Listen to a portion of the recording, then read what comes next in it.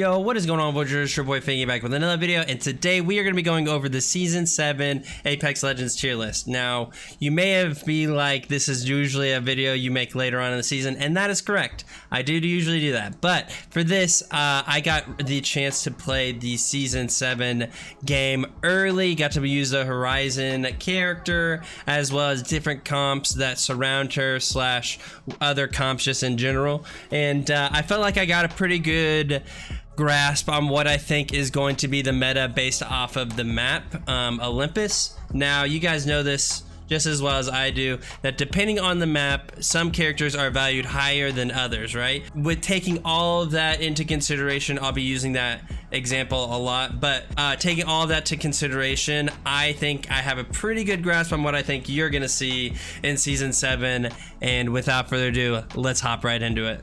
All right, so we are going to get right to it, and you know, I'm not going to do a whole lot of explaining, not like super specific points. Some of them I will, but for the most part, I'll try and keep this as short as possible. But obviously, this is taking into consideration all of the new changes that have just happened with the Legends, and a lot considering what type of map it is and how vertical and how open and how everything is, how I think things are going to be playing out. So first and foremost, this is Bang. I hate to say it, but there's not a whole lot that changes for Bang on this map. I would say that she's kind of at a disadvantage through most of the POIs, except for like areas where whenever they are out in the open, you can smoke either your team or the opponent out so that they can get a line of sight. But for the most part, there's not a lot that happens with Bang. I'm not sure what they can do to make this character better, but for right now, Bang is in the lower tier of Legends. Next, we are going to be going with Bloodhound, and I'm going to put them in A+. Now, the difference with Bloodhound, they made a huge like jump in King's Canyon with the changes to the ultimate and tactical ability, but with all of those things considered, the ultimate is the only real tool of escape. Very good when receiving an attack and also good on the attack. So for the most part, the eyes, the information that you're receiving as an entry fragger for Bloodhound is pretty high up there, and that doesn't really change on this map other than it is open area, and the difference, like, it's kind of a risky thing running a Bloodhound, but you also get a ton of advantages when being attacked or on the attack, and I think that's where the difference is between Bang and Blood. Next is Caustic. I'm also going to put in A+ tier, not quite S tier, not quite A tier. Did receive a little bit of a nerf to the nerf and buff, but received a nerf to the gas in that it doesn't like affect people's vision anymore, but it does still keep them slowed, as well as they up the damage for the tactical gas. So all of those things rolled into one. Very similar to Bloodhound, kind of more high risk, high reward, a little bit more risk than Bloodhound in my opinion. There are points where he is very strong, able to hold down and zone a character out, zone a whole team out with an ultimate, being able to get reses off, all that sort of stuff. Has his moments in buildings. There are quite a bit of buildings, like randomly scattered buildings, and that's a very broad open map, but for the most part, Caustic's gonna need some help being able to rotate, as he's always needed. It's just a big character. Next is Crypto, and I will say, unless you are a Crypto main, you probably will not be going out of your way to use a Crypto this season, kind of similar to how he's been. He's kind of a niche character. He will be decent, like if you know what you're doing and you know how to work around a good Crypto, being able to use his ultimate, as well as having the drone for picking up banners and respawn. I think that'll always be viable, but I don't know for the most part if he is going to be able to offer as much as other Legends when it comes to this map, and so because of that, I'm going to put him in A tier, but I think he's on the higher end of A tier, not quite A+. Next, we're going to be going with Gibby, and he is going to be in S+, or excuse me, S, not S+. S because of how open this map is, as I mentioned before, very open, very kind of hilly, and having a Gibby to throw down a bubble to offer you that 15 to 20 second window, maybe not even that long, I think it's 12 or 15-ish window of figuring out what you're going to do of either the offensive, the defensive, or you're just in the middle of the open, and it allows you to get out of the situation, or at least think and not instantly die. So because of all of those things, plus his ultimate being able to zone, do a ton of damage late game, do a ton of damage early game, doesn't really matter, but all of those things rolled into one, I think Gibby is a super strong character, and you'll be seeing him used quite a bit. I would be surprised if he doesn't get a higher play rate this season, even in pubs, but like in ranked you'll see him a lot. Next, we're going to be going to Lifeline. There you go. On A+ side, but not quite a S tier, so I'm actually going to put her before Caustic when it comes to ranking on the A+ scale. The Lifeline drone, you know, it's very similar. I describe Lifeline as a really good pick in ranked, but not the best in competitive, the highest tier. But Lifeline also is just going to provide you some time, some defense, super strong in combat, being able to use the shields. For the res, like the res by itself makes her at this A+ tier, being able to run and gun with her, as well as on the defensive side. It's not much to Lifeline that I have to say. The skill gap for a good Lifeline player is really high, I would say, compared to other legends, and a good Lifeline is something that I have on this map, and I think she'll be used on this map about the same as she is on this. Next is Loba. I know they did some changes with her ultimate to get some ammo, which I think is great. It's a move in the right direction when it comes to Loba, but is it that step that we really need to make her bump up to A+, and it's not. They did mention it in the patch notes that Loba is getting talked about of a new tactical, not necessarily a new one, but the animation being shorter, and I think if they eventually did that, you could see Loba really good.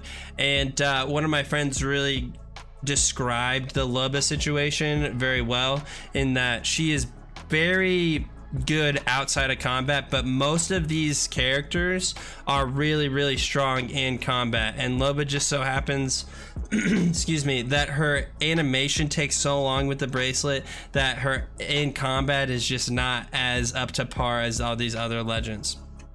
Next, we're going to be going with Mirage. I'm going to put Mirage in A, not quite B.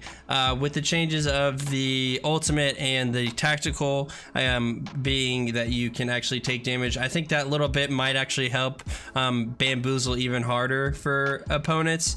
Him in open areas being able to either ulti out or just like run in different directions, I think is huge in this. Obviously, I'm not a Mirage player, but every time I run into a really good Mirage player, it is very annoying and very hard to fight against. That's all I really have to say. Next is Octane. There is a buff to his passive, so no longer half a health point per second, but now a point for every second, health point every second.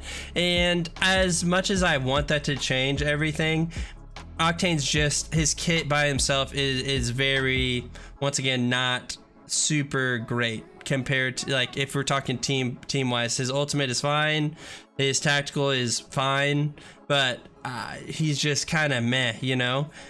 Great character to play in pubs, but like when it comes to a ranked experience, not nearly as good as others. Next, we are going to go Pathfinder. I almost put an S+. Yes, they did change. They made some huge changes to this. The tactical grapple, depending on your distance, that has kind of been the thing. But now, if you do a really short grapple, the cooldown, it starts way earlier, as well as I think it's capped now at 30 seconds, 35 seconds. That's not really that big of a deal. I mean, that is, but at the same time, the more overarching thing that I think Pathfinder is going to be used is simply because of how open this map is and how vertical this map can be. You having an ultimate to be able to get your high ground whenever you need it, as well as an escape in open areas, just in general, makes Pathfinder huge for this map. And even though they did change his hitbox a little bit, a lot of people that used Pathfinder for the whole time couldn't really feel it that much. So with all of that being said, Pathfinder is definitely almost S+. You're going to be seeing Pathfinder a lot, so get used to that stinking robot.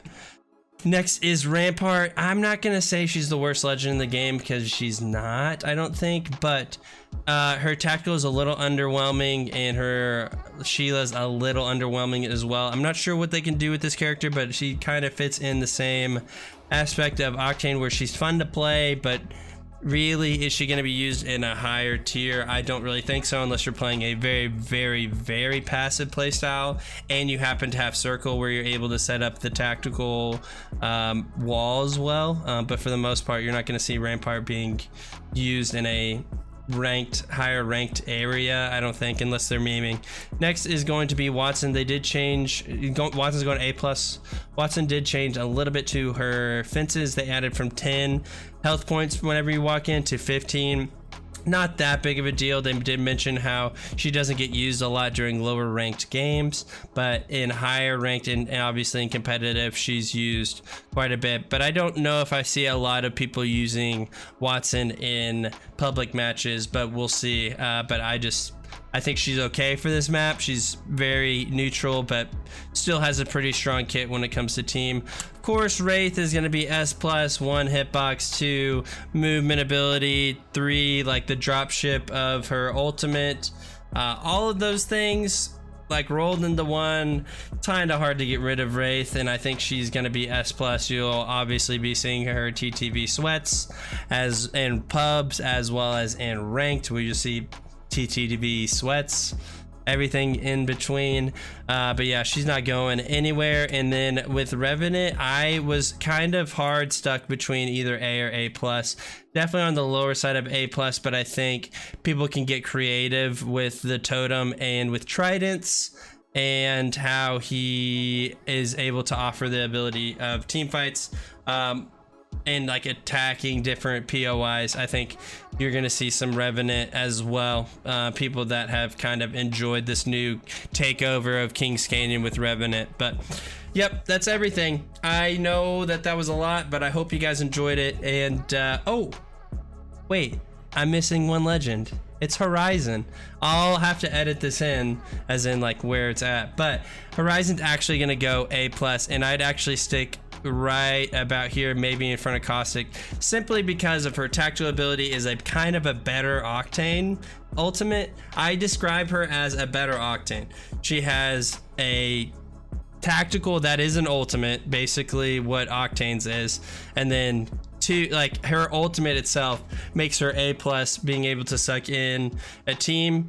Really, really strong when it comes to like taking over a building whenever you're attacking a building and people are playing defensive, throwing an ultimate behind them or in front of them and bringing them forward into a team fight. Really, really strong. And so you're going to see some Horizon play, a lot of Horizon play. She may end up going towards S or more towards the top part of A+ at the end of the season. I hope you guys enjoyed the video. There is a lot of information. I know that you may not agree yet, or you may disagree already, all this sort of stuff, but I would love to hear what you think down in the comments below. And please make sure you guys hit that like button. It takes about 2 seconds and helps me out so much. So just go down, hit that like button, and please just consider subscribing if you haven't already subscribed. And I'll see you guys for the next video. Deuces.